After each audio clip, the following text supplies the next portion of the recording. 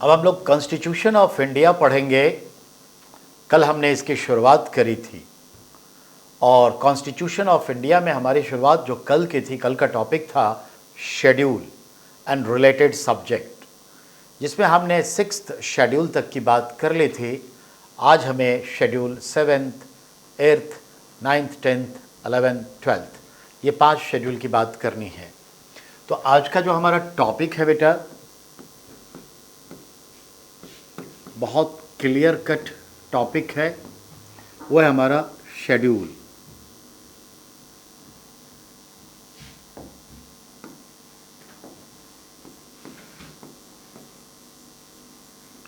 Schedule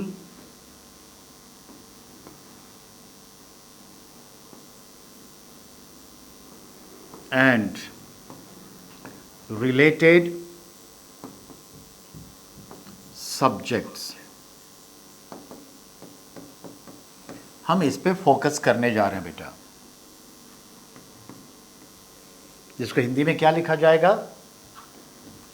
अनुसूची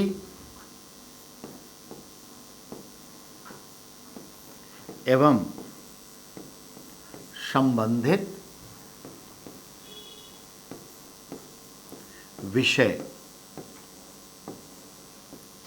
ये बातें होंगी। इसके तहत जो पहला है 1 से लेकर 6 तक, यस्टरडे,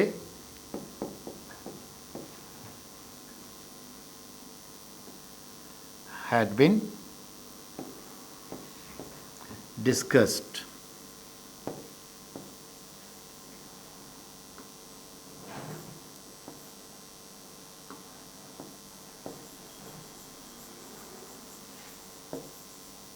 तो हम डिस्कस कर चुके हैं। नाउ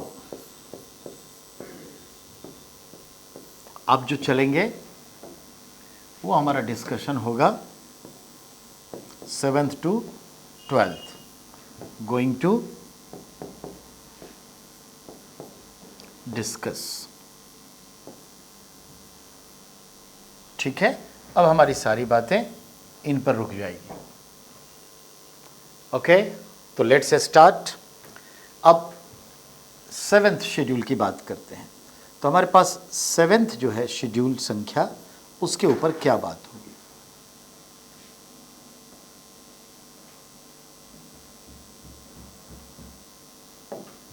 आइए, 7th शेड्यूल में क्या दिया है? तो हमने पहले ही बताया था, एलोकेशन ऑफ, ठीक है, लेजिस्लेटिव सब्जेक्ट्स, यानी हमने क्या कहा बेटा? विधायी विषयों, विषयों नहीं लिखेगा तो शक्तियों का संघ एवं राज्यों के, मक्खी आ गया उसको हटाइए, राज्यों के बीच बंटवारा। यानी क्या हुआ बेटा? Allocation of legislative subjects, allocation of legislative subjects between union and states। ये ध्यान में रखना है, इसी पर अब हम आगे बढ़ेंगे। ठीक है, जैसा कि मैंने आपसे कहा हुआ है,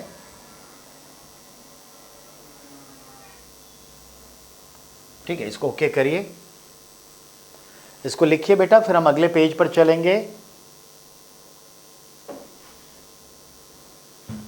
राइट नाउ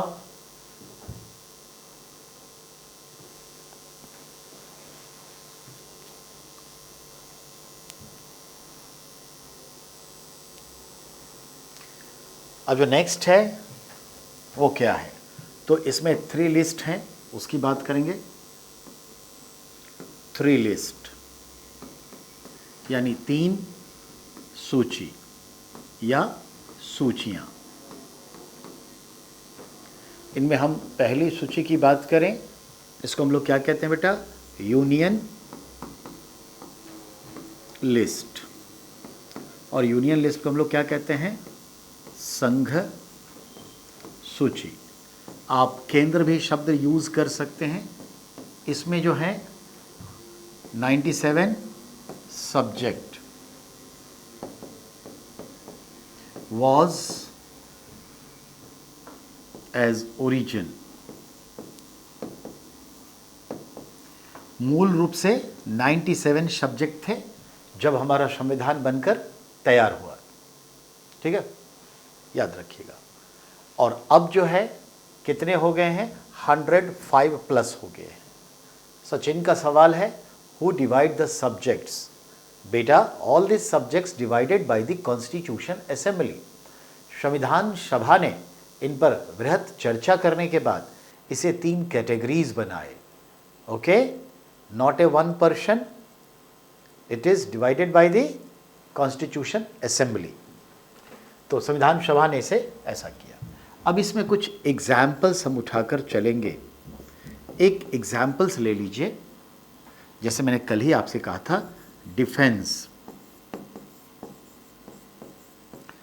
आपने कभी रक्षा के क्षेत्र में बेटा किसी राज्य में कोई मंत्रालय देखा?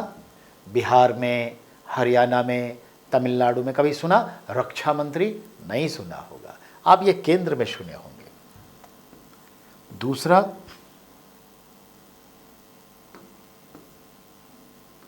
ठीक है, ऐसे हम दूसरे पर चले तो दूसरे पर देखें तो करेंसी की मैंने कल बात की।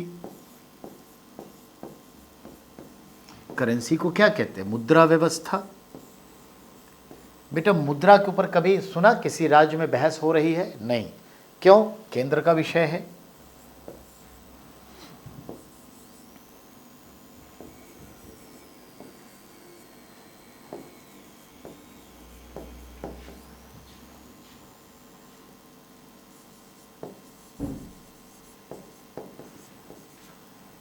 आपने नाम सुना होगा कूटनीतिक संबंध।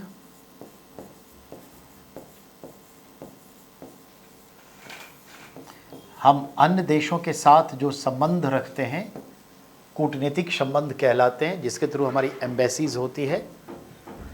इस पे कभी किसी स्टेट का दखल आपने नहीं देखा होगा। सिविल एविएशन,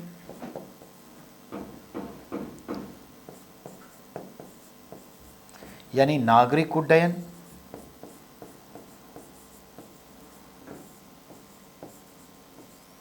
ये सारे विषय किसके तहत आ रहे हैं?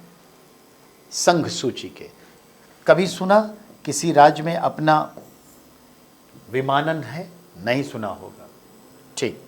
रेलवे कभी सुना बेटा? रेलवे को हिंदी में रेलवे ही कहते हैं। तो कभी आप किसी स्टेट में रेलवे नहीं सुने होंगे। ठीक है,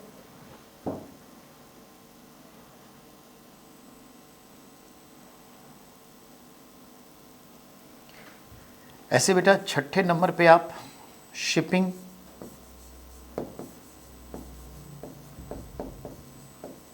कॉरपोरेशन, जिसको हम लोग कहते हैं जहाज रानी। जहाज रानी कभी सुना कि किसी स्टेट पे भी जहाज रानी मंत्रालय है? नहीं। सी, यानी समंदर को लेकर के किसी राज्य का सुना? नहीं सुना होगा। टेलीकम्युनिकेशन,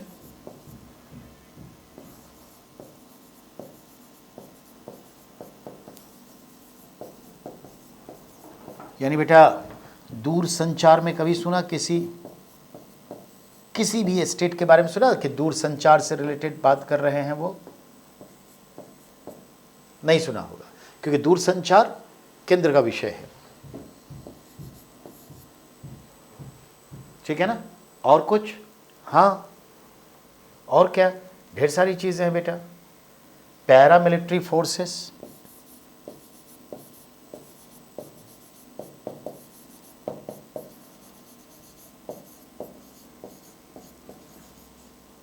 ठीक है।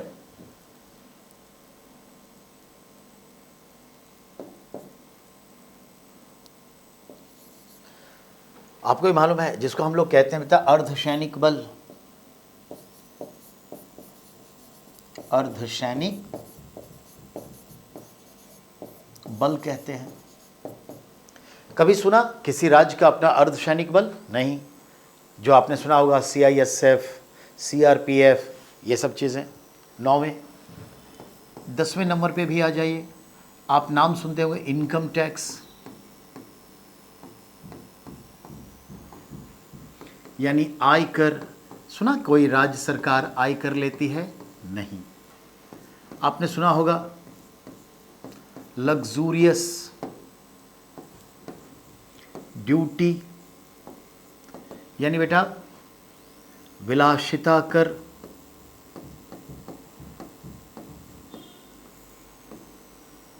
ये टैक्स भी केंद्र सरकार लेती है। आपने सुना होगा सर्विस टैक्स। बेटा एसी नहीं चल रहा है, बहुत गर्मी लग रही है, बहुत हालत ख़राब है, लगता है देह जल रहा है, ये हाल है। सर्विस टैक्स बेटा सेवा कर,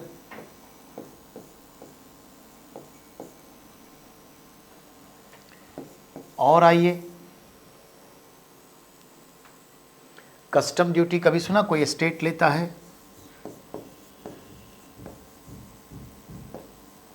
जिसको क्या कहते हैं आयात निर्यात शुल्क, ये होता है ना, तो आयात निर्यात शुल्क होता है, जिसको हम कहते हैं सीमा शुल्क।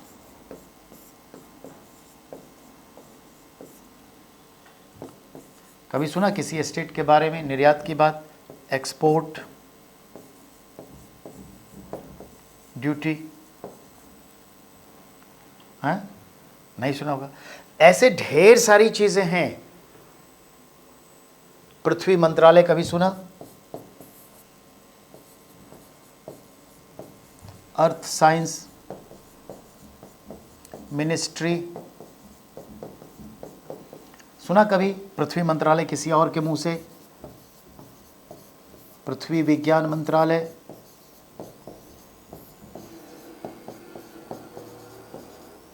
नहीं सुना होगा आपने। जल्दी से लिखिए, मुझे 6-7 और एग्जाम्पल देने हैं। हाँ, CBI, ED, बिल्कुल सही सचिन, आप सही जा रहे हैं, ठीक है, बिल्कुल। CBI है, ED है, निया है, ये सब है। सर आपका स्टूडियो कहाँ है? बेटा ये करोल बाग में है। करोल बाग दिल्ली में एक जगह है, राजेंद्रा प्लेस में। करोल बाग मेट्रो स्टेशन उतर के राजेंद्रा प्लेस कहते हैं, ठीक है, राजेंद्रा नगर, नॉट प्लेस, राजेंद्रा नगर, वहीं पे है दिल्ली में। लिख लिया जल्दी से। 15 के बाद हम 16वें पे चलेंगे। बहुत एग्जाम्पल्स अभी देने हैं हमें, ठीक है। 16वां एग्जाम्पल क्या होगा बेटा? तो जैसे बेटा कह रहे थे सर ये बिल्कुल, जरा देखिए।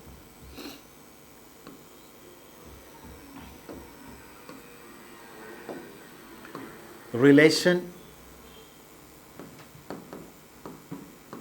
with UNO and other international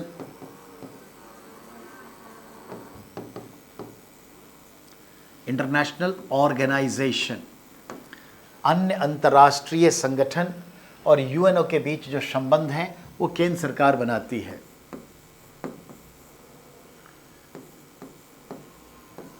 lending money from foreign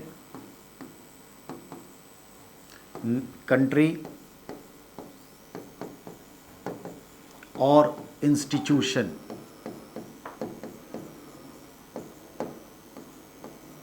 बेटा उधार जो लेती है भारत सरकार, चाहे वो वर्ल्ड बैंक से ले, IMF से ले, एशियन डेवलपमेंट बैंक से ले, जापान की सरकार से ले, जर्मनी की सरकार से ले, अमेरिका से ले, कहीं से भी ले, तो लैंडिंग मनी फ्रॉम फॉरेन, ठीक है, कंट्रीज और इंस्टीट्यूशंस, ये कोई राज्य सरकार नहीं, ये होते हैं एम्बेसी,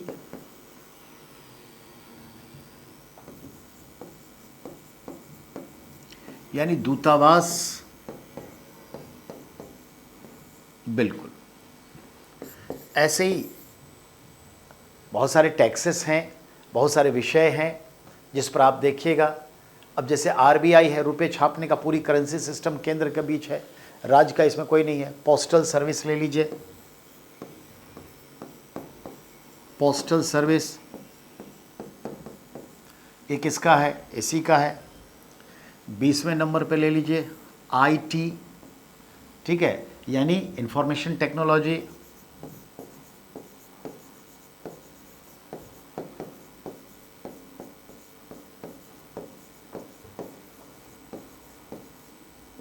जो इसका लॉ है या आईटी लॉ है, ये सब कहाँ देखते हैं, केंद्र का देखते हैं। आप किसी राज्य के विषय में ऐसा सोच भी नहीं सकते बेटा, ठीक है। इसके अलावे और क्या है, तो ढेर सारे विषय हैं बेटा, बस ऐसे गिनती करते चले जाइएगा, मिलता रहेगा ढेर सारा, ठीक है। बिल्कुल बेटा,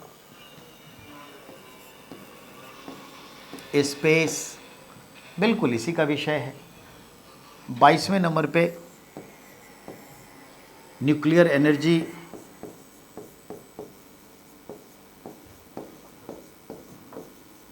तो 23वें नंबर पे माइनिंग, ठीक है। तो ये चीज़ें, बहुत सारी चीज़ें, चलिए कितना लिखिएगा, इतना एग्जाम्पल्स काफ़ी है ना बेटा। आइए तो अब इसको घेर दें, एग्जाम्पल की कमी नहीं है, आप इसे समझ सकते हैं। अब हमारे पास क्या है बेटा,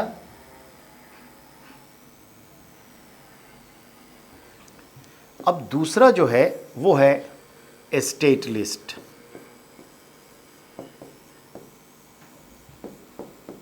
स्टेट लिस्ट को हम लोग क्या कहते हैं, राज्य सूची के विषय, सब्जेक्ट ऑफ स्टेट लिस्ट। बेटा कभी ये कितना था, आज कितना है, ऐसे सवाल आपसे बनाता है, ठीक है, ये ध्यान में रखिएगा। तो स्टेट लिस्ट कभी 66 था, जो रिड्यूस होके आज 61 हो गया है। तो मूल रूप से 66 थे, आज 61 हो गया है। तो ये अब डाटा उतना नहीं पूछता, ये सब पुरानी चीज़ें हो गई क्योंकि इतना बदलाव हो गया। डाटा क्या पूछेगा, list, examples.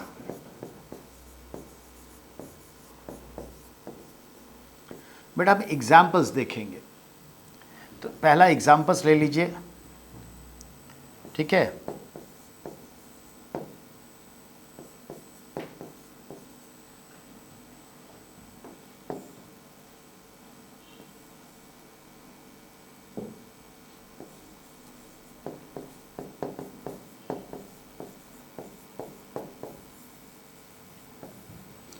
Acquisition of land यानी जमीन अधिग्रहण, अधिग्रहण। बेटा अगर मेट्रो किसी राज्य में चलनी है, फैक्ट्री किसी राज्य में लगनी है, हाईवे बननी है, स्मार्ट सिटी शहर बसाना है, हॉस्पिटल स्टैब्लिश करनी है, तो ज़मीन चाहिए। रेलवे का ट्रैक बिछाना हो, एयरपोर्ट बनाना हो, ज़मीन चाहिए। तो ज़मीन किसानों के पास है। किसान से ये ज़मीन कौन लेगा, राज्य की सरकार लेगी, और राज्य सरकार उसे मुआवजा देगी। लेकिन ये मुआवजा केंद्र सरकार देगी अगर केंद्र का वो है तो, और अगर राज्य सरकार ही कुछ बनाना चाहती है तो राज्य सरकार मुआवजा देगी। लेकिन जमीन को किसान से लेने का हक बाय लॉ स्टेट को है। लैंड एक्विजिशन, जमीन का अधिग्रहण राज्य करेगी, और राज्य फिर उसे केंद्र सरकार को दे देगी, लो एयरपोर्ट बना लो, क्योंकि एयरपोर्ट सेंट्रल का विषय है। रेलवे का ट्रैक बिछा लो, स्टेशन बना लो, हाईवे बना लो। लेकिन अगर स्टेट हाईवे है तो वो तो राज्य के विषय है, तो राज्य मुआवजा देगी किसान को और जमीन ले लेगी। नो, स्टेट के पास पावर है कि प्रशासनिक तौर पे अगर डिस्ट्रिक्ट बढ़ानी है तो कर सकता है, बिल्कुल। तो जितना डिस्ट्रिक्ट डिवाइड करना चाहे स्टेट कर देगा, कोई हर्ज नहीं है।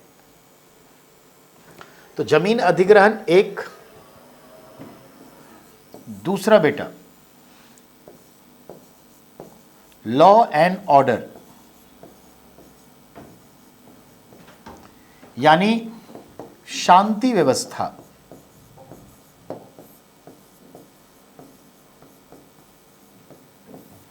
बनाए रखना।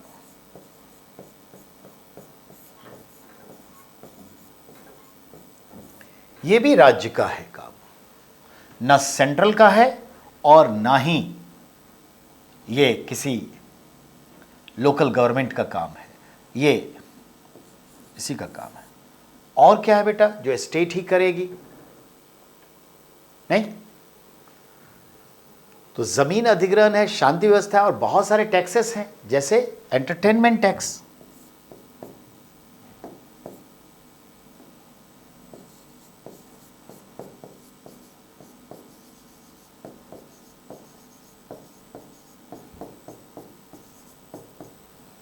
जैसे एंटरटेनमेंट टैक्स। Point clear? यानी मनोरंजन कर कौन वसूलती है? राज्य।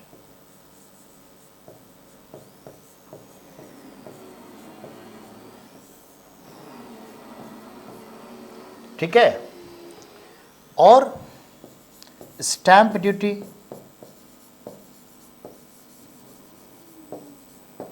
यानी निबंधन शुल्क। जमीन जायदाद मकान कोई भी रजिस्ट्री करवाते हैं तो ये जो रजिस्ट्री होती है बेटा, वो उसमें जो फीस लगती है स्टाम्प पेपर के ऊपर, तो ये स्टैम्प STMP, पी में छोड़ दिया बेटा, थोड़ा फिर से लिख देता हूं।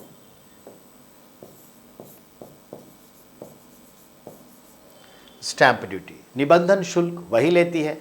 ऐसे ढेर सारे हैं जो उनका काम है, करने दीजिए। अब तीसरे लेवल पे आ जाए। Sir it is possible central give contract to state. नहीं, कोई भी गवर्नमेंट कॉन्ट्रैक्ट नहीं ले सकती। गवर्नमेंट डायरेक्ट नहीं ले सकती, मिनिस्टर कोई कॉन्ट्रैक्ट डायरेक्ट नहीं ले सकता। शिबू सोरेन कॉन्ट्रैक्ट ले लिया, देखे नहीं क्या हाल हो गया झारखंड में। अब बेटा तीसरा पहलू है। तीसरा पहलू क्या कहते हैं इसको? हम समवर्ती, ठीक है, समवर्ती सूची। इसे इंग्लिश में क्या कहेंगे? Concurrent.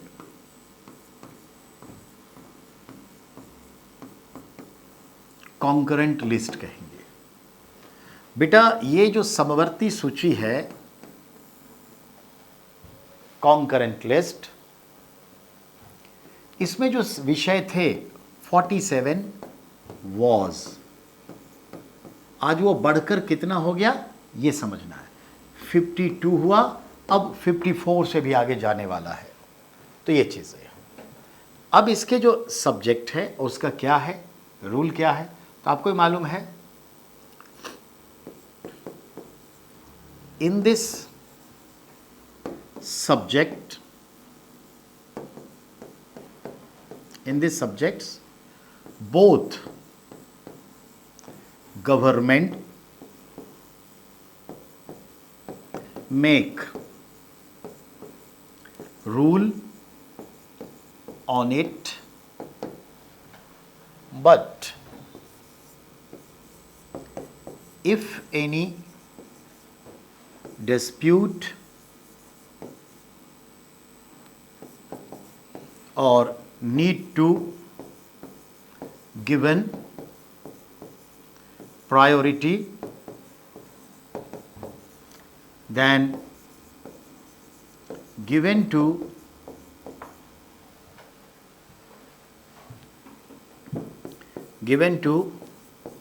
central govt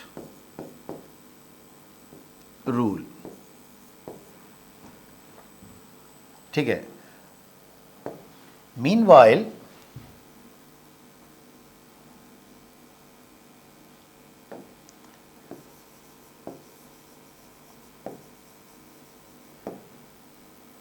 Meanwhile, an exception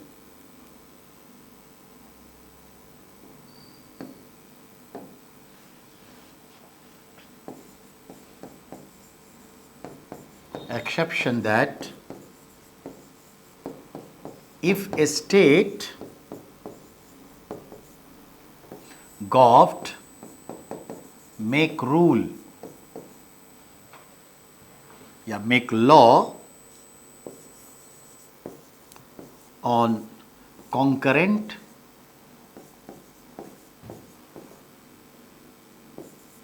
subject before central and ratified by the President of India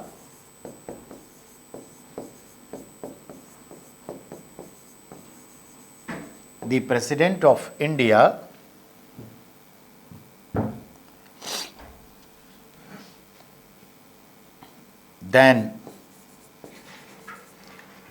in this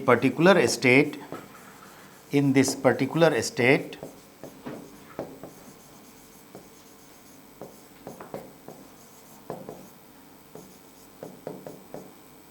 will be priority of state rule.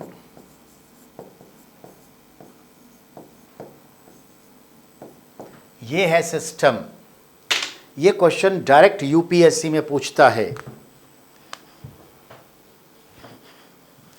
Concurrent list shows central is more powerful than state, but in some cases, meanwhile, an exception that if a state govt make law on concurrent subject before central and ratified by the President of India, then in this particular state will be priority of a state rule.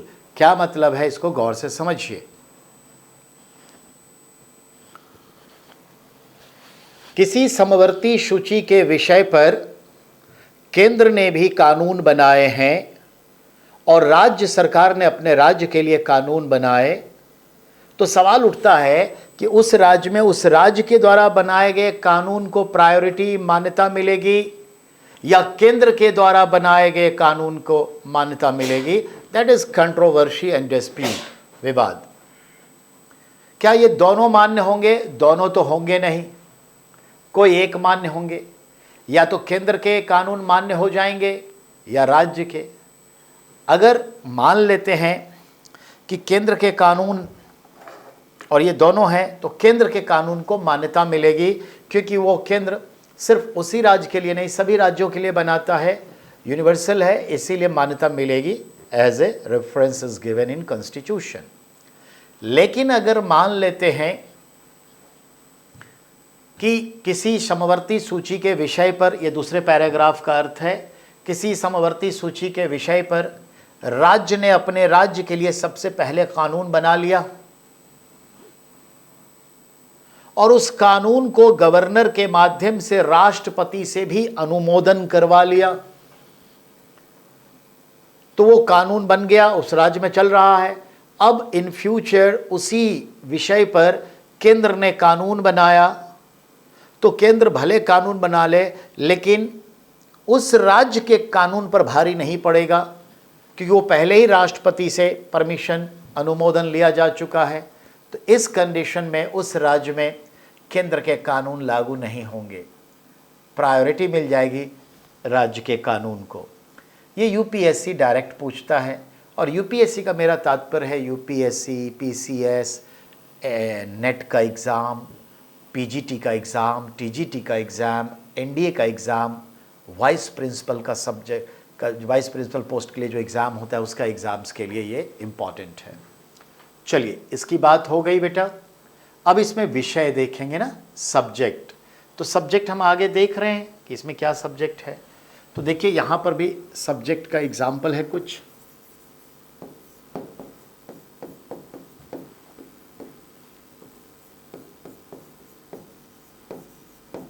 Examples कुछ subjects का ले लेते हैं। तो जैसे एक examples हमने ले लिया क्या, तो हमने ले लिया सोशल फॉरेस्ट्री,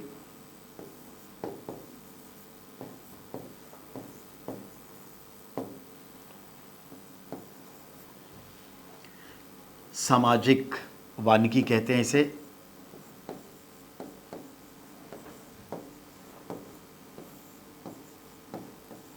वानिकी। दूसरा एग्जाम्पल्स ले लिया फॉरेस्ट, यानी वन। केंद्र के भी वन होते हैं, राज्य सरकार के भी वन होते हैं। पब्लिक हेल्थ,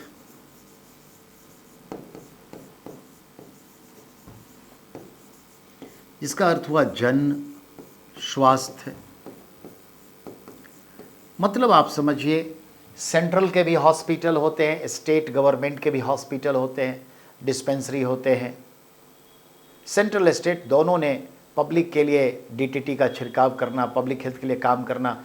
कोविड में देखिए दोनों मिलके काम किए, कोविड में दोनों मिलके काम किए ना, जन स्वास्थ्य पे। तो ये चीज़ें। चौथा बेटा एजुकेशन,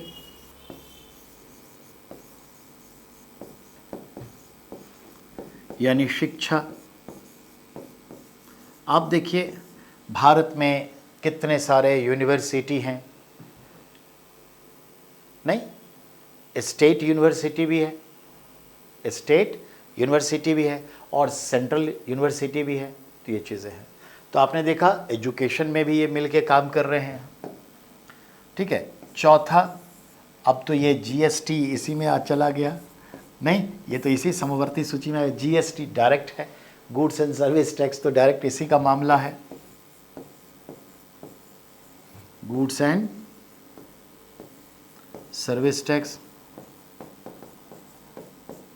ये तो डायरेक्ट मामला ही इसमें जुड़ गया, जीएसटी इसी में आ चुका है।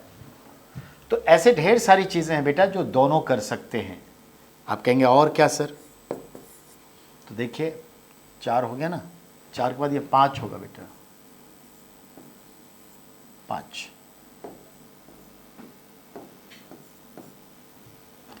तो ये हो जाएगा 6। अब 6 में हमने क्या कहा, जेल यानी कारा। कारा मतलब जेल होता है। तो जेल देखिए सेंट्रल जेल भी होता है, स्टेट के भी जेल होते हैं बेटा। 7वां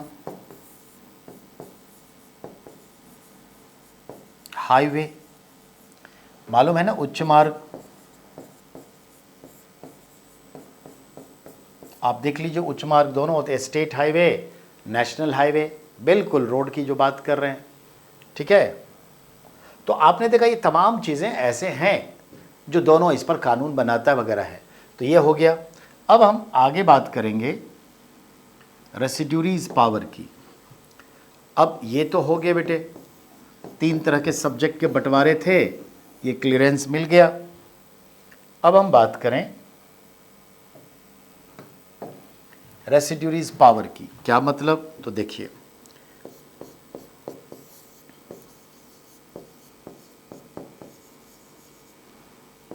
रेसिड्यूरी पावर, इसको कहते हैं अवशिष्ट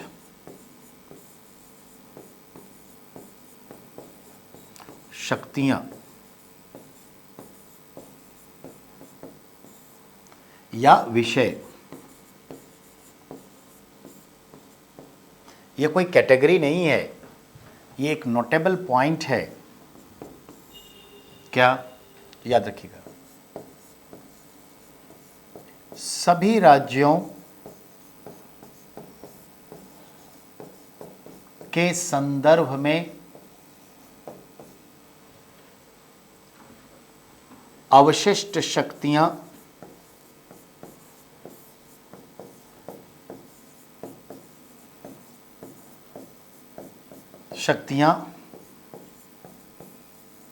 संघ के पास है। यानी जम्मू एंड कश्मीर भी कब से, 5 अगस्त 2019 से जम्मू कश्मीर के विषय में भी अवशिष्ट शक्तियां भारत के पास है। In hand of union government. ठीक है, तो अवशिष्ट शक्तियां किसके पास है? ये। इट मीन्स इसका मतलब क्या है? मतलब हम आपको समझाएंगे। हाँ बेटा, फैमिली प्लानिंग भी है। मतलब हम आपको समझाएंगे बेटा, वो पब्लिक हेल्थ में ही आ जाएगा, फैमिली प्लानिंग। मतलब समझाएंगे अगले पेज पर। आइए, मीन्स, अब मीन्स क्या हुआ ये देखेंगे। जरा घड़ी में देख लूं।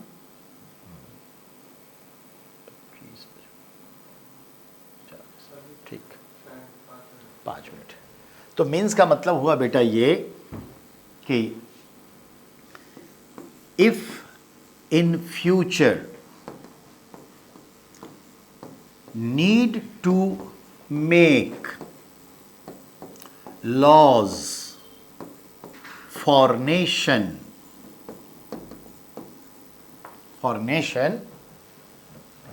on any present or forthcoming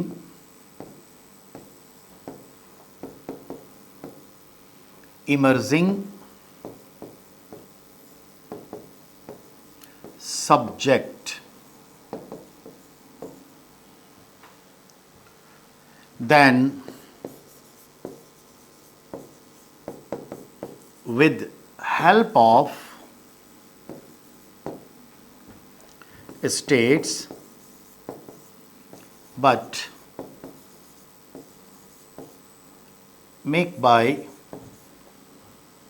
union government.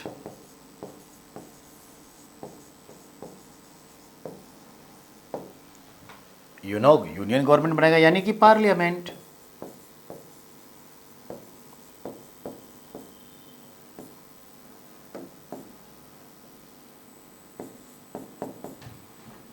Like 1995 service tax. ठीक है, like 2000 AD IT law, like 2017 GST। ऐसे ढेर सारे हैं। तो आप देख लीजिए, बहुत सिंपल है। रेसिड्यूरीज पावर ये कहता है, अवशिष्ट शक्ति, कि वर्तमान में अगर कोई विषय है पर उस पर कोई कानून नहीं है, लेकिन भविष्य में हो सकता है कि कानून बनाना पड़ जाए, तो तथा भविष्य में कोई विषय उभर कर आता है और उस पर कानून बनाना पड़ जाए, इन दोनों परिस्थिति में कानून बनाने का मात्र अधिकार केंद्र सरकार को होगा, यानी पार्लियामेंट को होगा, और ये राज्य की सहायता से मिलकर वो कानून बनाएगी, और जिस राज्य विशेष में या पूरे भारत में लागू करना होगा उसे लागू करेगी। राज्य कानून नहीं बना सकती कोई नया, जो विषय मेंशन नहीं है मतलब क्या कहते हैं उसको, संविधान में। तो 1995 में एक विषय उभर कर आया, सेवा कर, केंद्र ने बनाया। 2000 तक में इंटरनेट की व्यवस्था ऐसी हो गई, फिशिंग, बुलिंग, हैकिंग, तो आया IT law, information and technology law. उसी प्रकार से 2017 में आपने देखा GST एक नया सिस्टम आया। ये सब रेसिड्यूरी पावर का इस्तेमाल करके केंद्र सरकार ने कानून बनाए, पूरे भारत के लिए बनाए और राज्य की मदद से बनाया। ठीक है, तो इतना ही हुआ ये चीज़ें। आज हम शेड्यूल का 7th शेड्यूल ओके कर दिए। कल हम 8th, 9th, 10th, 11th, 12th तक चलेंगे और कल पूरा हो जाएगा schedule. Okay, take care and bye.